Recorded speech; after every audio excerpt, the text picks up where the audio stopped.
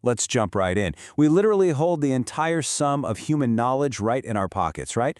But here's the crazy paradox we're facing. We are rapidly losing our fundamental capacity to actually think.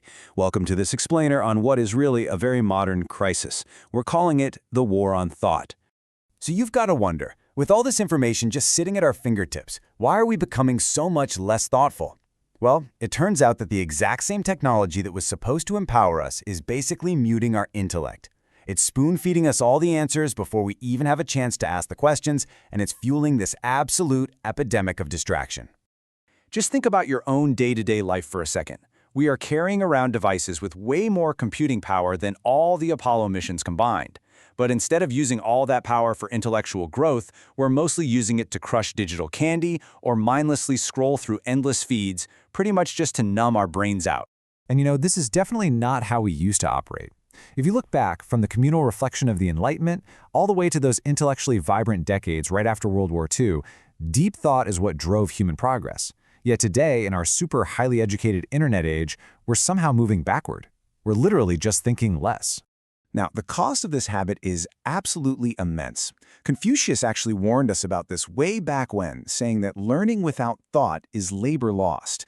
And look at us today. Social media is feeding us this endless buffet of data, of learning, but without the deep thought required to actually process it, all that information is essentially completely useless.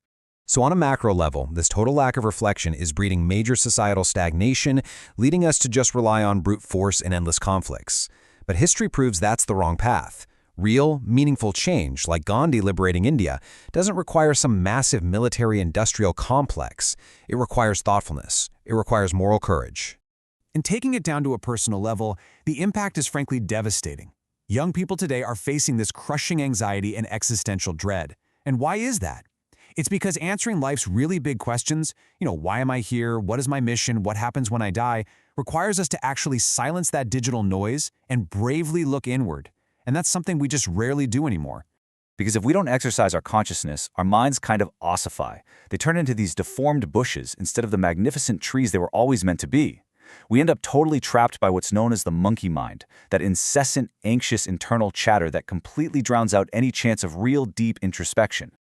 Okay, but here's the good news. The fix is remarkably simple, and you can start reclaiming your mind today. First, just don't look at your phone for the first hour or two you're awake. Second, intentionally break that mindless scrolling habit. And third, write down your thoughts every single day. Just doing this simple reflection really magnifies your own brilliance. And honestly, the best part of all this is that anyone can start right now. Like Socrates noted a long time ago, we can't actually teach anyone anything. We can only make them think. So I'll leave you with this. Are you going to remain a distracted passenger to all that digital noise? Or are you going to use your absolute greatest gift and start truly thinking today?